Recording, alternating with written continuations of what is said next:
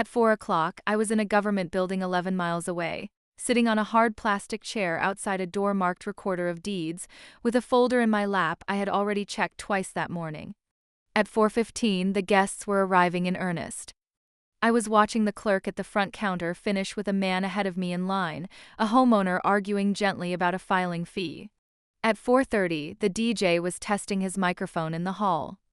A comfortable rustle of laughter, someone calling out a joke. In the recorder's office, a fluorescent bulb overhead flickered once and steadied, and I watched the clerk glance at the wall clock the way people do near the end of a shift. At 4:40, Grant, by every account I later heard, was greeting guests near the door, shaking hands, laughing loudly enough to fill the room without needing the microphone yet.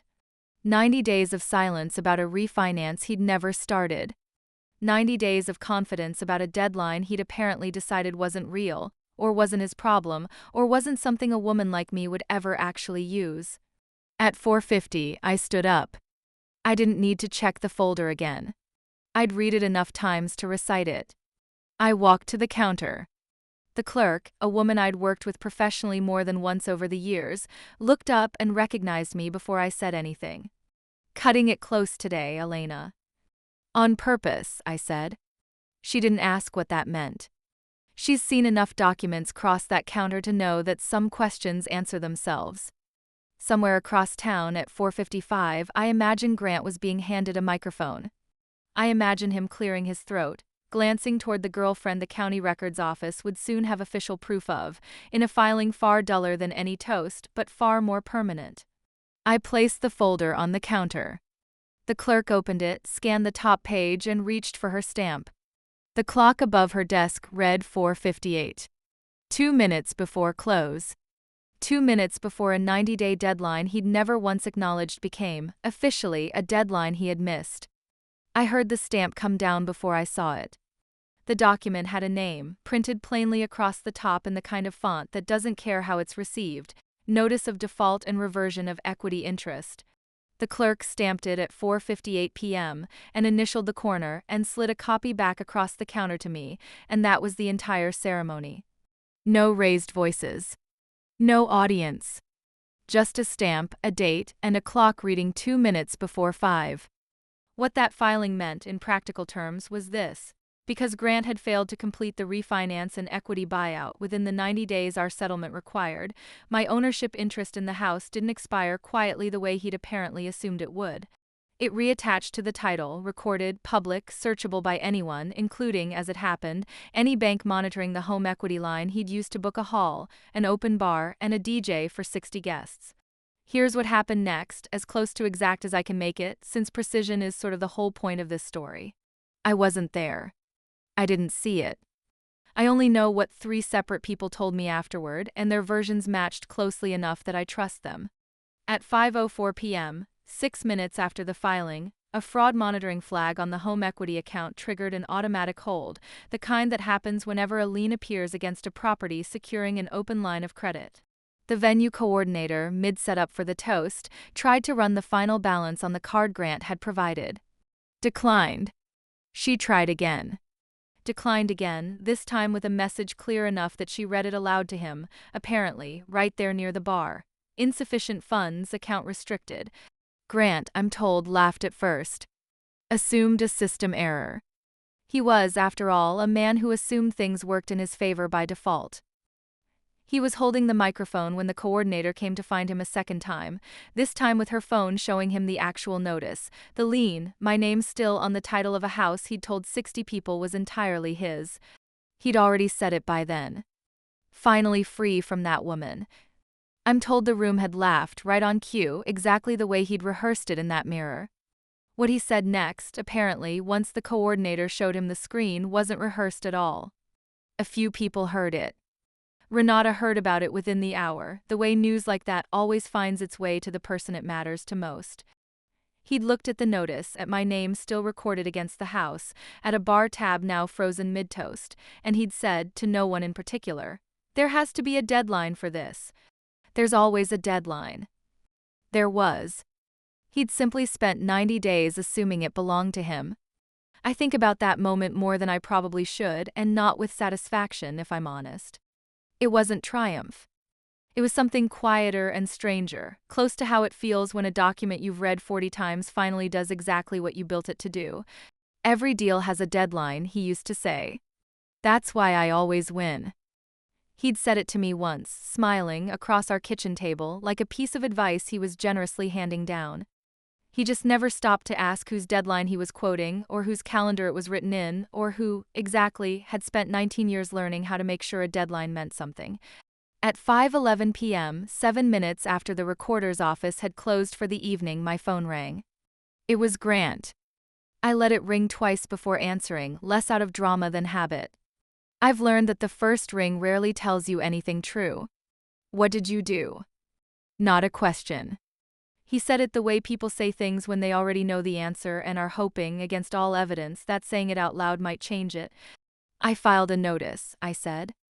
The one the settlement allowed for if the buyout deadline passed. Which it did today at 5 o'clock. You did this on purpose. His voice was doing something I'd heard it do maybe 3 times in 11 years of marriage, cracking slightly at the edges, the charm gone, nothing performed left in it at all. I didn't pick tonight, I said. You did. 90 days ago, when you signed a document you didn't read, and again 3 weeks ago, when you booked a hall for the same evening your deadline expired. I kept my voice even. I wasn't trying to be gentle. I also wasn't trying to be cruel. I was simply telling him what was, at this point, a matter of public record. He went quiet for a moment. I could hear noise behind him, a room that had gone from celebratory to confused, someone asking him a question he wasn't answering. There has to be something we can do, he said, and this was the part where the anger fully drained out of him, replaced by something smaller. Fix this. Tonight. Elena, please. I didn't enjoy that word, please, coming from a man who'd spent a year making sure I understood how little he thought he needed me. I didn't enjoy it. But I didn't waste it either. There's a process, I said. The same one I'd explain to any client who missed a deadline in a contract. You complete the refinance, you pay what the settlement requires, and once it's recorded, the notice is released and the lien clears. It's not complicated. It's not personal. It's just paperwork, same as it's always been. You could have called me, he said. Warned me. I could have, I agreed. But every deal has a deadline. Isn't that what you told me? He didn't say anything to that. I let the silence sit there for a moment, for seconds, maybe 5, the way I let silence sit in every negotiation I've ever been part of, because silence, held long enough, tells you more than most people are willing to say out loud. I'll call the bank Monday, he finally said, quietly, the fight gone out of him entirely. That's the right first step, I said. And I meant it. I wasn't interested in punishing him further than the deadline already had. I've spent my whole career believing that the paperwork should do the work, not the person holding it. I have to go back in there, he said, and for the first time in longer than I could remember, he sounded like a man asking permission rather than announcing a decision. Then go, I said. I hung up first, and it wasn't anger.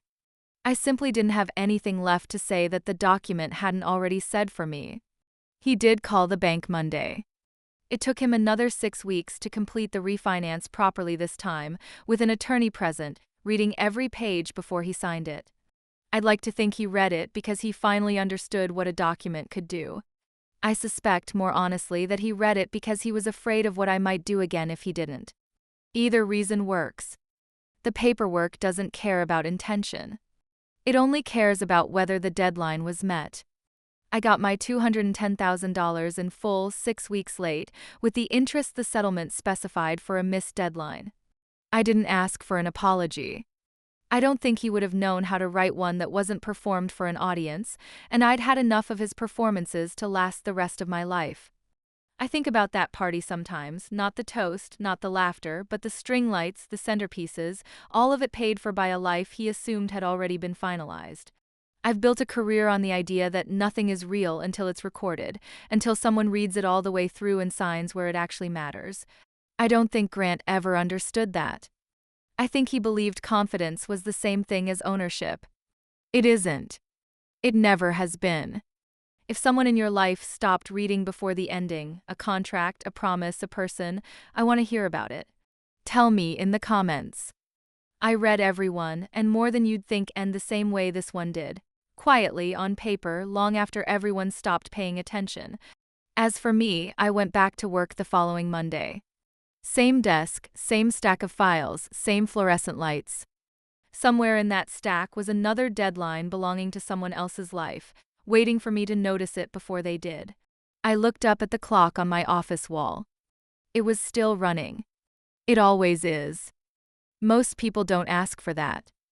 Most people are so exhausted by the process of ending a marriage that they take the number and sign. I understand that exhaustion. I felt it too.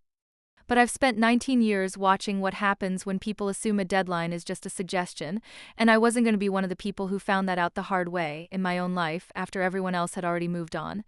Grant's attorney read the clause aloud during our final meeting. Grant didn't ask a single question about it. He looked at the total number at the bottom of the page, and he looked at his watch, and he said, "Fine, whatever gets this done faster." He signed on the line his attorney pointed to, without turning back a page, without asking what "remains attached to title" actually meant in practice. I remember the specific moment. He capped his pen and set it down like he'd just finished something ordinary, like a receipt at a coffee shop. I remember thinking that a man who signs a document that quickly has usually never had to live with the consequences of a document before. I didn't say anything to correct that impression. That night, I went home to a rental I still didn't quite feel settled into, and I opened my calendar and I marked the date 90 days out in red. I didn't write anything dramatic next to it. Just a single word, deadline. Then I went back to marking other people's deadlines because that's what my job is, and I let the days do what days do, which is pass. 60 days in, I heard through a mutual friend that Grant hadn't started the refinance paperwork. 70 days in, I heard he was telling people the divorce was basically handled. 81 days in, I heard about the party. He was, as far as I could tell, doing everything except the one thing the calendar actually required of him. I didn't tell many people what I was watching unfold. The one person I told everything to was my sister, Renata, who has spent 14 years working as a paralegal at a real estate firm 2 floors above my own office, and who has never once in her life needed a fact repeated to her twice. I called her on day 82. I told her the deadline was closing in and Grant hadn't so much as called a lender. "You marked the file for automatic reversion, right?" she asked. Not really a question. She already knew the answer. She's read enough of my drafts over the years to know how I write things. "I marked it," I said. "Then here's what happens if he misses it," she said, flat and exact, like she was reading out a recipe. "If the buyout isn't completed and recorded by the settlement deadline, my interest in the property doesn't just sit there waiting politely. It becomes something I can file. A notice recorded at the county recorder's office, reasserting my ownership stake and clouding his title until the matter is resolved. No lawsuit, no courtroom, just a form and a stamp, filed during business hours on the correct day. County recorder closes at 5, she reminded me. On the dot. They don't do exceptions for people who show up at 5:01. "I know their hours," I said.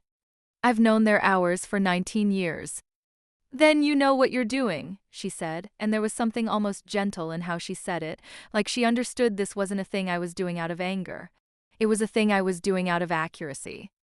I didn't tell her I was planning to use it that particular day. Truthfully, at that point I still thought Grant might surprise me, call a lender in week 13, scramble something together at the last minute the way people sometimes do. Some small, tired part of me still hoped he would, not because I wanted the house, but because I didn't want to be right about him. Renata didn't share that hope. "He signed it without reading it," she said.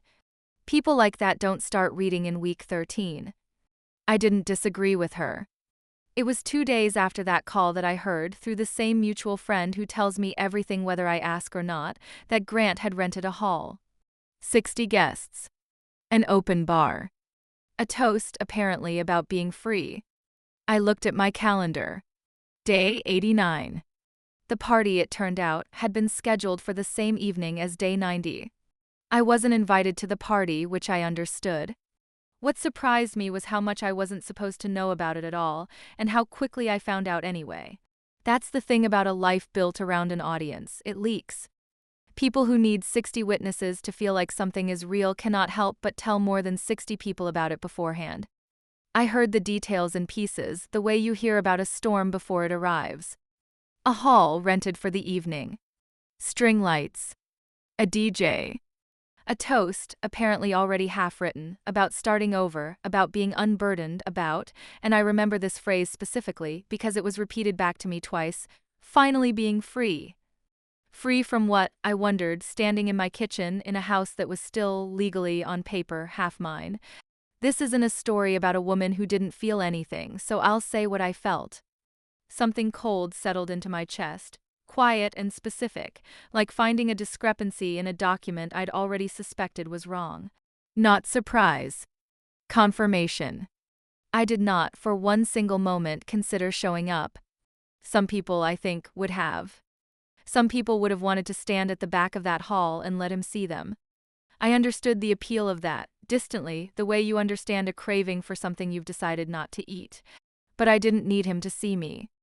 I needed the county recorder's office to see a folder, a signature, and a stamp, and none of that required an audience of 60 people or even one. Because that's when I looked at the invitation date again, the one a friend had forwarded me almost apologetically, and matched it against the red mark still sitting in my calendar. They were the same evening.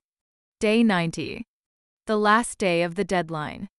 The night he'd chosen, out of every night available to him, to stand in a rented hall and declare himself free of an obligation he had, quite literally, not yet finished. I didn't call him. I didn't warn him. I've spent 19 years learning that a warning is a courtesy you extend to people who've earned it, and Grant had spent 90 days proving, in increments, exactly how much of that he intended to earn. So while he finalized his guest list, I finalized mine. It had exactly one name on it. A clerk at the county recorder's office, who didn't yet know she'd be the last person to see me that day, and the first to see what I'd brought. 2 days before the party, Grant texted me. It wasn't about the party directly. It was about a box of my mother's dishes I still needed to pick up from the garage, practical, almost polite. But at the bottom, after the details, he added one more line, the kind of line a person adds when they think the conversation is already over and they can't help themselves. Try to be happy for me. Some of us are actually moving on. I read it standing in my kitchen, the same kitchen where he'd once told me every deal has a deadline. I didn't respond, and it wasn't restraint performed for anyone's benefit. There was no one there to perform for. I simply had nothing to say to a man who was, at that exact moment, 91 hours from finding out how wrong he was about who was moving faster. A mutual friend told me later that at a small gathering before the party, he'd said something else. Something about how I'd never really understood how to let things go. People laughed. I believe he meant it kindly, in his own way, the careless way a man is kind when he's never once considered that the person he's talking about might know something he doesn't. Here's something I want to ask, if you're listening to this on a drive or before bed or somewhere in between. Have you ever been counted out right before you proved someone wrong? Tell me in the comments. I read all of them, and I think you'll understand exactly why I'm asking once you hear what happened next. Because 2 days later, the calendar caught up to both of us. By 4 o'clock that afternoon, the hall was already half full. I know this only because I heard about it afterward, in the kind of detail people can't help but supply when they've witnessed something they know you'll want to picture. String lights, warm white, looped along the ceiling beams. Round tables with centerpieces someone's new girlfriend had picked out. An open bar with a tab running against a joint home equity line that hadn't been closed yet, a detail I didn't know at 4 o'clock, but one that would matter enormously by 5. Grant was in a back room, I'm told, running through his toast one more time in front of a mirror, rehearsing it the way you'd rehearse something you were proud of. Finally free from that woman. He'd apparently practiced the pause after finally, the same way you'd practice a pause before a laugh line. There is a version of that night where I'm standing in the back of that rented hall, watching him hold a microphone like a man who has never once been told no. 60 people in folding chairs. String lights taped to a ceiling that wasn't his to decorate. An open bar he'd put on a card that wouldn't work for much longer, though he didn't know that yet. In that version, I hear him say it. Finally free from that woman. And I hear all 60 of them laugh, the way people laugh when they've already decided whose side they're on. But that isn't where I was. I was 11 miles away, in a county building with fluorescent lighting and a floor that smelled like it had just been mopped, sitting across from a clock that hung slightly crooked above a door marked Recorder of Deeds. I remember the second hand. I remember thinking it moved slower than it should have. I had a folder in my lap. I had already read every line inside it twice. He had a microphone. I had a stapler and a stamp. Let me say this up front. This isn't a story about a party. The party is just the noise. The real story is quieter, and it happened in a building he never once set foot in, on a document he signed without reading past the signature line. He always said he was good with deadlines. He used to say it like it was a joke, though it never quite sounded like one. Every deal has a deadline. That's why I always win. He said that to me once, in our kitchen, smiling. I didn't argue with him that night. I don't argue much. But I remembered it. I remember everything with a date attached to it. That's the nature of my work. It turned out to be the nature of my marriage too. So while he was toasting his freedom, I was watching a clock. And in 9 minutes, so was he. Welcome back to Calm Destruction Stories, where the loudest person in the room is almost never the one who wins. If you're new here, this is a place for stories about women who got underestimated, dismissed, laughed at in rooms they weren't even invited into, and who answered it quietly, with proof instead of shouting. No yelling, no parking lot confrontations. Just patience and good timing. Before I get to what happened at that party, I want to hear from you. If someone ever counted you out because they stopped reading the fine print, a contract, an agreement, a promise they assumed you'd never check, tell me in the comments. I read every one. Subscribe if you're the kind of person who keeps records. You're going to want to hear this from the beginning. Because before there was a party, there was a woman nobody thought to take seriously. My name is Elena Marsh, and for 19 years, my job has been to make sure nobody can lie about who owns what. That's the simplest way I can put it. I'm a title and escrow officer. People hear that and their eyes glaze over a little, and I understand why. It sounds like paperwork. It sounds boring. What it actually is the last line of defense between a person's life and a mistake they don't know they've made yet. I spend my days inside county records. Deeds, liens, easements, judgments filed against people who thought no one was looking. I read documents other people skim. I check dates other people assume are fine. I've stopped closings the day before they were supposed to happen because a signature was missing, because a lien hadn't been released, because someone's ex-spouse still had a legal claim on a house they thought was entirely theirs. Here is what 19 years in this job teaches you, if you're paying attention. Most people don't lose their homes, their money, or their case because someone outsmarted them. They lose it because they were confident. Confidence and certainty are not the same thing, but people confuse them constantly. A man will sign a document without reading it because he assumes it says what he wants it to say. A family will assume a will means what they think it means. Assumption is the most expensive thing I've ever watched people spend. So I read everything. Twice, usually. I note dates in the margins. I flag anything that doesn't match. My coworkers used to joke that I could find a typo in a document just by walking past it. I never thought of it as a talent. I thought of it as the only responsible way to do my job. What I didn't expect, and I don't think anyone expects this, is that the same habit that made me good at my career would end up being the only thing standing between me and losing everything in my own marriage. Because while I was busy making sure other people's ownership was never ambiguous, I hadn't yet noticed that my own was about to be tested. That noticing started on an ordinary Tuesday in my own kitchen over a document I almost didn't read as carefully as I should have. His name was Grant, and for most of the 11 years we were married, he was 2 different men, depending on who was in the room. At dinner parties, he was extraordinary. He'd pull out my chair. He'd tell people I was the smartest person he knew, that he didn't know what he'd do without me. People loved him for it. I loved him for it for longer than I probably should have. At home, alone, he was someone else. The compliments turned into corrections.